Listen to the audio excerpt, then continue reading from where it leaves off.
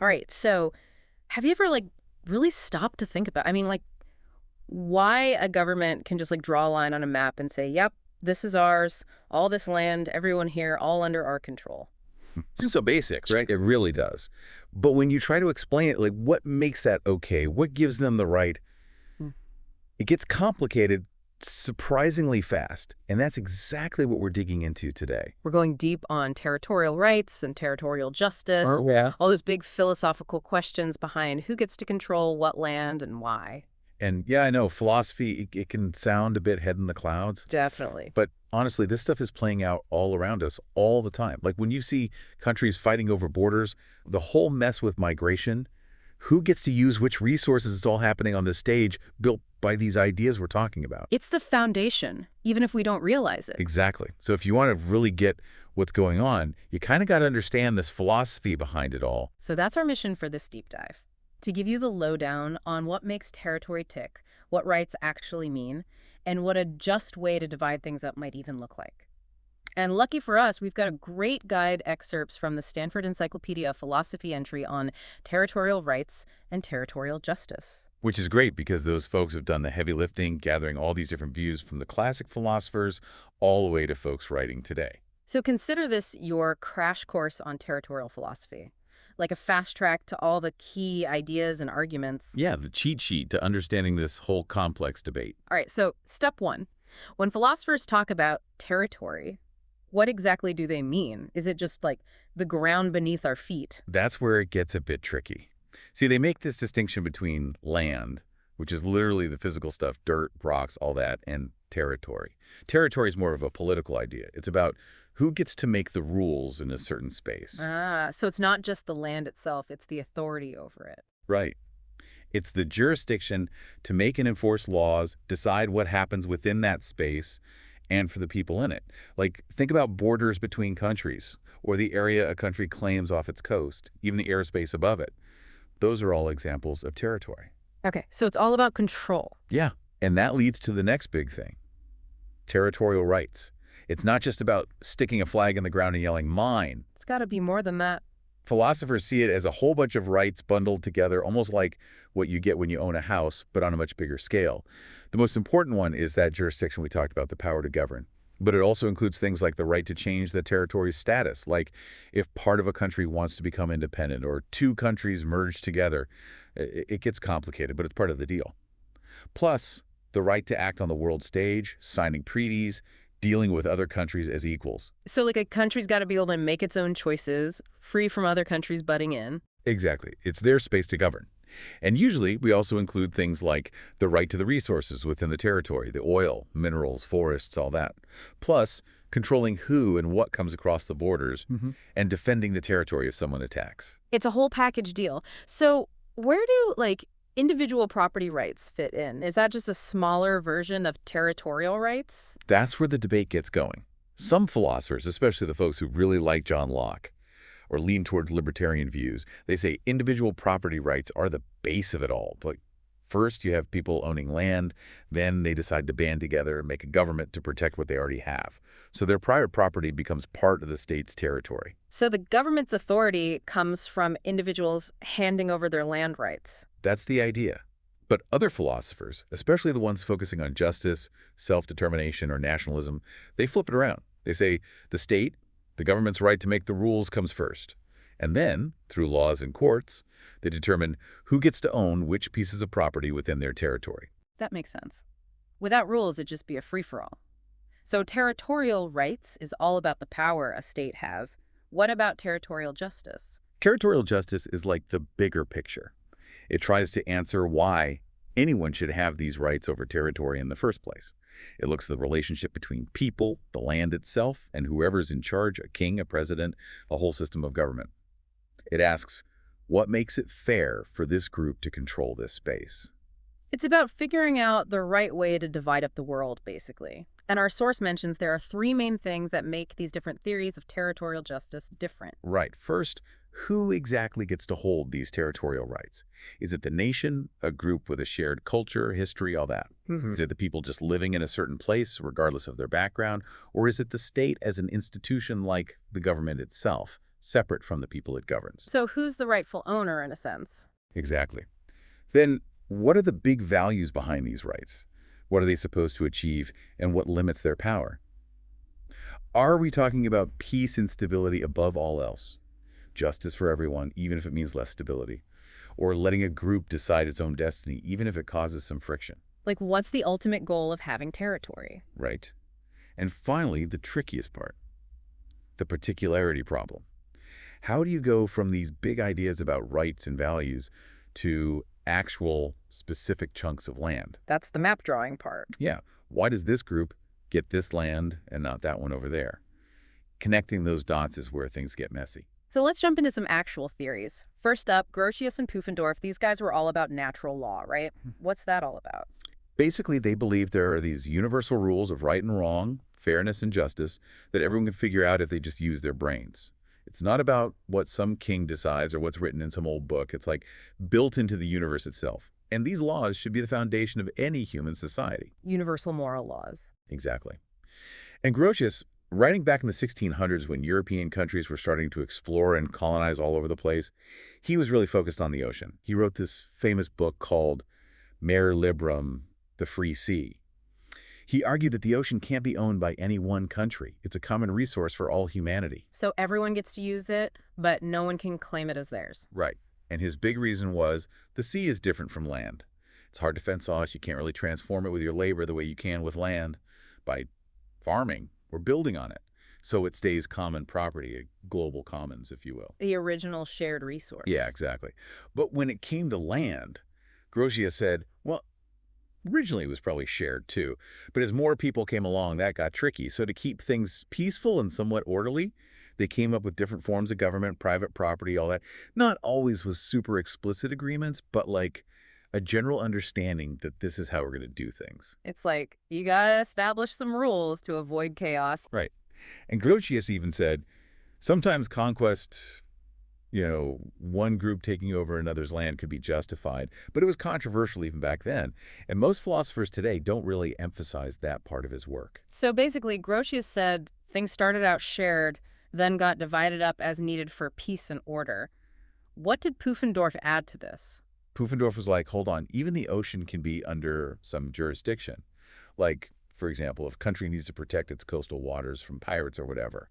But his bigger point was about how you get from shared land ownership to private property. Ah, filling in the gaps. Right. He said, just taking land for yourself isn't enough, and you need the consent of the other potential owners. And this consent would probably lead to some kind of grid ownership first, and then individual claims can come from that. So it's more of a communal thing. Yeah, like a village deciding how to share their land.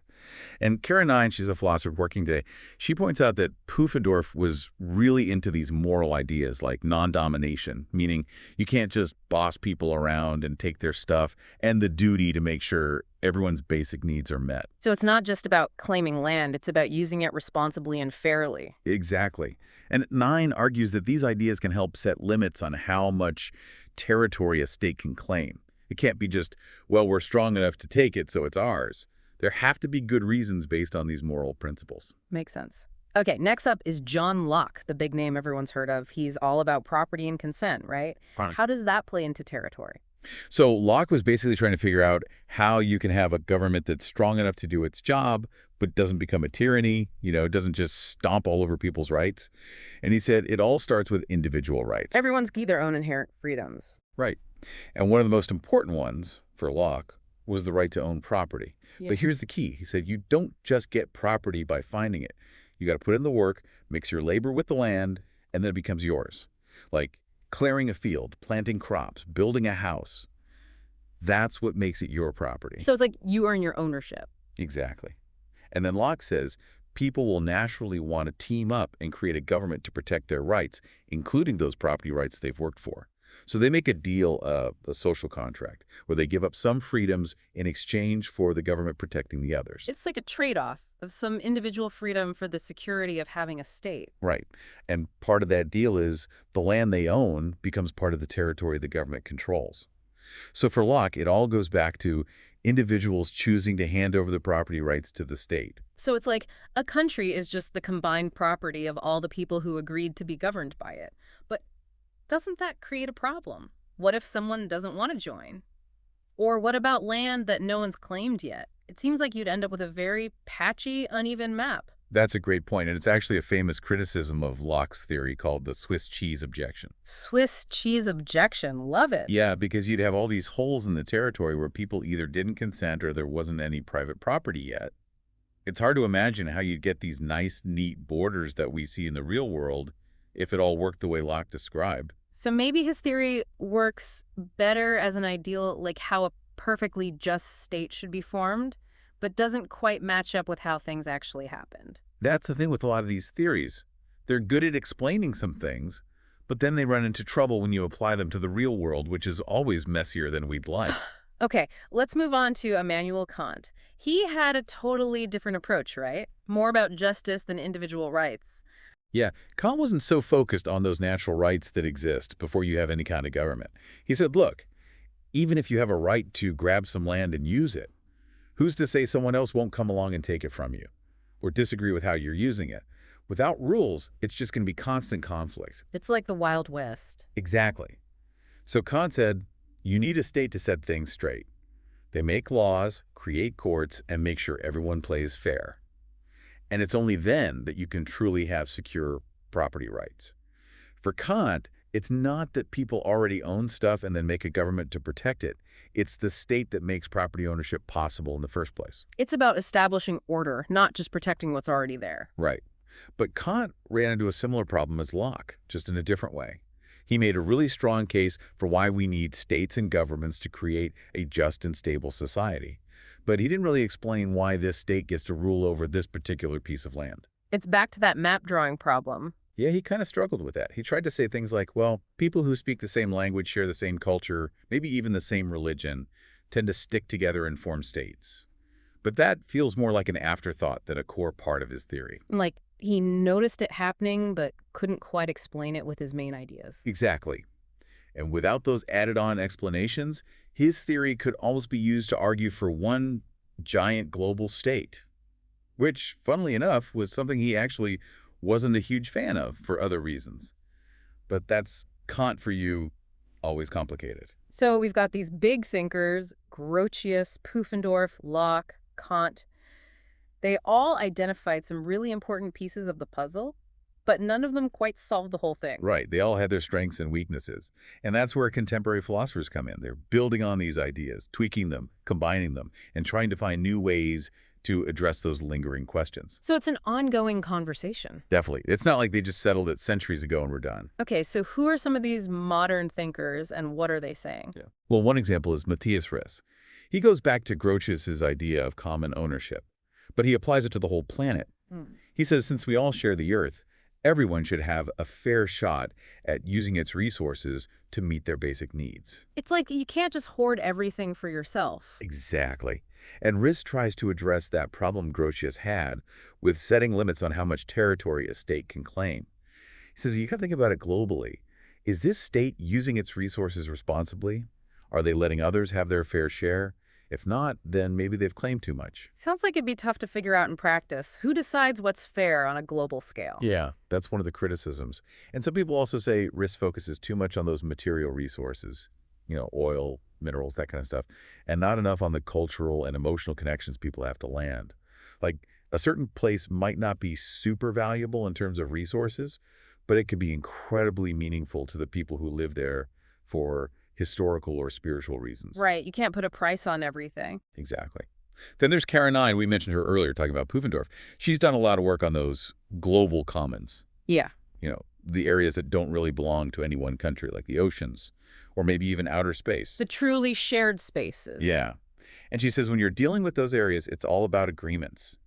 Countries need to make treaties and come up with ways to manage those resources together without one country trying to hog it all. So international cooperation. Right. And she also brings back those moral principles from Pufendorf, like don't be greedy, respect how people are already using the resource, don't just muscle your way in and take over. So it's not just about what's legally allowed, it's about what's ethically right. Exactly. She's trying to bring ethics and international law together. Okay, so that's kind of an update on the natural law approach. What about Locke's ideas about consent and property rights? Are there any modern philosophers still on board with that? Definitely. A. John Simmons is a big defender of Locke. He says, yep, consent is still the most important thing. When people agree to be part of a state, they're also agreeing to its control over a certain territory. It's like signing a contract, but for a whole country. Right. And Simmons makes a really interesting point about historical injustice. He says, just because something happened a long time ago, it doesn't make it okay. Like, if a country was founded on stolen land, that wrong doesn't just disappear over time. So even if it happened centuries ago, the effects are still felt today. Exactly. He says those past wrongs still matter, and we have to deal with them somehow. Now, the problem is, figuring out how to deal with those historical injustices is incredibly complex. Like, what if the people who did the wrong and the people who were wronged are all long gone? What do you do then? That's where it gets really tricky. Yeah. Simmons admits that his theory is more of an ideal, like, this is how it should work in a perfectly just world. But applying that to the real world, with all its messy history, is a whole different challenge. It's always easier in theory than in practice. Definitely. And Karen Nine, she actually started out using some Lockean ideas too, saying that states earn their right to territory by creating a good system of laws and improving the land. But she later moved away from that, finding Pufendorf's idea as a better fit overall. It's like they're all building on each other, trying to refine the arguments. Exactly. Yeah. It's an ongoing process. Okay, what about the folks focused on justice, like Kant? Had they made any progress on that particularity problem, explaining why this state gets this land? It's still a tough one. Alan Buchanan, for example, he says the whole point of a state is to create justice, protecting people's rights, making sure everyone follows fair rules. But he also runs into that issue of, okay, but why this specific piece of land? What gives them the right to draw the lines here? It's like they can justify having authority, but not necessarily over this exact spot on the map. Right. And it gets even trickier when you think about states that aren't exactly known for being super just. Like, can a state that abuses its own people still claim legitimate control over territory? If you say no, then it seems like you're saying it's okay for other states to come in and take over. Yeah. Which opens up a whole other can of worms. It's a dilemma. Yeah. And then Leah Yippee, she came up with this idea of provisional territorial rights. Like, maybe we can say a state has a right to its territory for now, even if there are questions about its past or how it behaves. But it's all subject to change, pending some kind of international agreement or way to address those historical wrongs. It's like they're holding it in trust until things get sorted out. Kind of. But Yeah. the problem there is some people say that just legitimizes the status quo, even if it's based on injustice. It's like saying, well, you stole it, but you can keep it for now. Right. So you can see how these questions get really tangled up. Okay, let's talk about nationalism. It's obviously a huge force in the world, driving all sorts of conflicts and political movements. What do philosophers have to say about the link between national identity and territorial rights? This is where you get into liberal nationalism, which is a bit different from those more aggressive, expansionist forms of nationalism we often see causing trouble. Philosophers like David Miller and Chaim Gans, they try to articulate a more peaceful, ethical version. They say, look, every nation, a group of people with a shared culture, history, language, all that has a special connection to a particular homeland. It's not just about where they happen to be living. It's like woven into their identity. It becomes part of who they are. Exactly. The land holds their memories, their stories, their traditions. And Miller argues that they need to have control over that land, jurisdiction over it, in order to protect its value, both in a practical sense and a symbolic sense. So taking away their land is like taking away part of their soul. That's the idea. It's a profound loss. And that's why, from this perspective, even if a new ruler is maybe more just or efficient, it can still be wrong to conquer a nation and take away their land, because you're disrupting this deep bond they have with their place. It's like you can't just transplant people like they're trees. They're rooted in a particular place. Right. But of course, nationalism has its problems too. One big one is, how do you define a nation in the first place? It can be really fuzzy, and sometimes it gets used to exclude people who don't fit the dominant image of what that nation is supposed to be. Like who gets to decide who belongs and who doesn't? Exactly. And then you have those cases where multiple groups claim the same territory as their homeland. That happens all over the world, and it's a recipe for conflict. The classic overlapping claims problem. Yep. And Miller suggests that in those situations, you have to try to weigh the different claims and see which one is stronger, which is incredibly difficult and subjective. He also says sometimes sharing sovereignty or finding ways to accommodate both groups within the same territory might be the best solution. Like finding a way to coexist peacefully. Exactly. It's not always easy, but it's the ideal. And Avery Kohlers, he takes a slightly different approach with his ethnogeographic group theory. He focuses on groups that have a very specific way of understanding and relating to land, a social ontology of land, he calls it. It's not just about living on the land, it's about how they see it, how they interact with it, how it shapes their entire culture. So it's like their whole worldview is intertwined with this particular piece of land. Exactly. And he came up with this idea of plenitude as a way to measure how strong a group's claim to a territory is. It's based on three things: how internally diverse the group is, how distinct they are from other groups, and whether they have a plan to keep existing on that land for the long haul. So it's like, are they a cohesive group? Are they unique? And do they have a future there? Right. But the problem with plenitude is that it's hard to measure objectively. Like, how diverse is diverse enough? How distinct is distinct enough? It can get pretty subjective. It's like trying to measure happiness. Everyone has a different idea of what it means. Exactly. Yeah. So it's a useful concept, but not a perfect solution. Okay, we've talked about natural law, consent, justice, nationalism. What about self-determination? Isn't that a big part of the conversation about territorial rights? Absolutely. The idea of self-determination is that people have the right to govern themselves, free from outside interference. And that often gets tied to a specific territory, a place where that group can exercise its right to self-rule. So it's like national independence, but more focused on the people's right to choose their own government. Right. And philosophers like Anna Stills and Margaret Moore have really developed these theories. They both say that a people, which can be tricky to define, but basically a group with a shared political identity, has a right to a territory where they can exercise that self-determination. It's like their political home. Exactly. But they have slightly different ways of getting there. Stills focuses on three main ideas. First, this kind of property-like right to occupy the land, which she ties to people's individual life plans, like you need a stable place to live and build your life. Second, the need for basic justice within that territory. Everyone's got to be treated fairly under the law. And third, that big idea of collective self-determination. The group gets to decide how they're governed.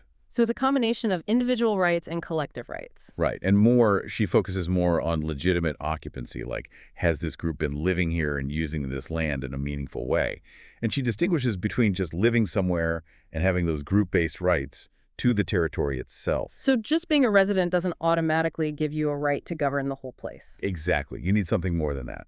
But these theories also run into some problems. One is, how do you draw boundaries based on a people? People move around, cultures mix, identities shift. It's not always clear-cut. It's like, where does one group end and another begin? Right. And then there's the question of, what if a group isn't really capable of governing themselves effectively? Do they still have a right to a territory, even if it leads to chaos or instability? It's a tricky balance between giving people the freedom to govern themselves and making sure things don't fall apart. Exactly. Yeah. And that's one of the big challenges for self-determination theories. Okay, so we've covered a lot of ground here. Is there anything else? Our source mentions something about place-based theories of territorial rights. What's that all about? So this is a newer development, and it's kind of a critique of those more traditional self-determination theories. Philosophers like Paulina Ochoa Espejo and Karenine, they say those theories focus too much on the group and not enough on the place itself. So it's not just about who's there, it's about the land itself. Exactly. They say, look, in the real world, things are interconnected. You've got rivers flowing through multiple territories, ecosystems that don't care about borders, cities where people from all different backgrounds live and work together. So focusing just on the right of a single group to govern themselves can miss that bigger picture. It's like the world doesn't fit neatly into boxes. Right. And they use this metaphor of a river to illustrate their point. Like, if you try to divide a river up into separate chunks, each controlled by a different group, it just doesn't work. You need some kind of shared authority, some way to manage the whole thing together, to make sure everyone benefits and no one gets screwed over. It's like you can't just chop up an ecosystem and expect it to keep functioning. Exactly. And Ochoa Espejo, she focuses on the idea of conventions like Yeah. the agreements and practices that people who share a place develop over time to live together and manage their resources. It's not about abstract rights, it's about what actually works in that particular context. So it's more practical, less theoretical. Right. And now she brings in her natural law perspective, saying that we have obligations to the places we inhabit. We need to take care of them, use them responsibly, and make sure everyone has a fair chance to benefit from them. So it's a combination of respecting the land itself and ensuring justice for the people who live there. Exactly. It's a holistic approach. Now, these place-based theories have their critics too. Some people say, well, aren't you basically saying the same thing as the self-determination folks, just with different words? Like, if a group is deeply connected to a place, doesn't that mean they should have a say in how it's governed? It seems like there's some overlap. Yeah, it's not always a clear dividing line. Yeah. And then there's the problem of how do you define a place? Such a vague term. Is it a watershed, Mhm. a valley, a city? And who gets to decide? It's like you can't just draw a circle around something and say, this is a place. Exactly. It's messy. And the self-determination folks might also say, well, what about the people's political aspirations? Yeah. Just because they live in the same watershed doesn't mean they necessarily want to be governed together. They might have different cultures, different values, different goals. So you can't just ignore the human element. Right. You got to take all those factors into account.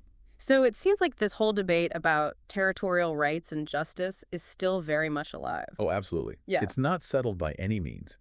And as we face new challenges like climate change, mass migration, resource scarcity, these questions are only going to get more urgent. It's not just an intellectual exercise, it has real-world consequences. Definitely. Like, Oh. if we take seriously the idea that people are connected to places, then what happens when they're forced to leave those places due to climate change or conflict? What does justice look like in those situations? It's a whole new layer of complexity. Yeah, and it shows why these philosophical debates are so important. They help us think through these tough issues and hopefully find better solutions. Well, this has been a real deep dive. It's clear that there's no easy answer to these questions, but by looking at all these different perspectives, we can get a much better understanding of what's at stake. Exactly. And hopefully it encourages everyone listening to do their own thinking about these issues. Like, what principles do you think should guide how we decide who gets to control which piece of land? What does a distribution of territory look like to you? Big questions, no easy answers, but they're worth grappling with. Absolutely. These are the kinds of questions that can really shape the future of our world. Food for thought, for sure. Thanks for joining us for this deep dive.